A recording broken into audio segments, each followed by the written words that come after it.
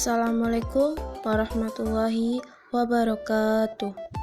Nama saya Juli Fatul Wahidah, NIM 122110183 kelas tesis Bahasa Indonesia 5C. Judul bahan ajar yang saya gunakan adalah merancang karya ilmiah. Kemudian yang selanjutnya adalah keunggulan bahan ajar yang saya gunakan. Yang pertama, dapat melatih peserta didik untuk mengembangkan membaca yang lebih efektif. Yang kedua, dapat memperluas cakrawala ilmu pengetahuan. Yang ketiga, dapat melatih untuk menggabungkan hasil bacaan dari berbagai sumber. Yang keempat, dapat memperoleh kepuasan yang intelektual pada peserta didik. Bentuk bahan ajar yang akan dikembangkan yaitu bahan ajar cetak yang seperti LKS dengan media pendukung audiovisual berupa YouTube. Kemudian yang selanjutnya, yang pertama adalah pengertian karya ilmiah, yaitu karya tulis yang berdasarkan hasil pengkajian yang dilakukan oleh seseorang atau tim dengan memenuhi prosedur ilmiah dan sesuai dengan kaidah atau etika keilmuan tertentu. Yang kedua adalah struktur karya ilmiah, yaitu memiliki struktur karya ilmiah yang membangun. Dengan adanya inilah karya ilmiah dapat dibangun. Yang pertama, pendahuluan. Di dalam pendahuluan ada halaman judul dan pengesahan. Yang kedua ada isi dan pembahasan. Yang terakhir adalah kesimpulan. Yang ketiga adalah ciri kebahasaan karya ilmiah, yaitu yang bersifat objektif, informasi-informasi yang diungkap sesuai dengan karakteristik objeknya. Kemudian karya ilmiah harus didasarkan pada pemikiran ilmiah, yaitu logis serta empiris. Selanjutnya sistematis.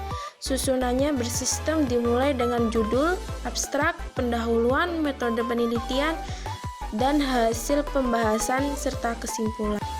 Lanjut ke kompetensi dasar 4.14, yaitu merancang informasi, tujuan, dan isai yang harus disajikan dalam karya ilmiah.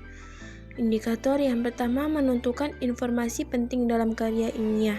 Yang kedua menyajikan hasil diskusi karya ilmiah yang telah didiskusikan. Yang selanjutnya adalah kegiatan pembelajaran. Yang pertama, mengamati materi karya ilmiah yang telah disajikan. Yang kedua, mengumpulkan dan mengidentifikasi data berkenaan dengan informasi yang akan disusun dalam bentuk karya ilmiah. Yang ketiga, memberikan kesempatan kepada peserta didik dengan berkelompok untuk membuat karya ilmiah dengan memperhatikan isi, tujuan dalam karya ilmiah. Yang terakhir, yaitu peserta didik menyajikan hasil kerja dalam diskusi kelas.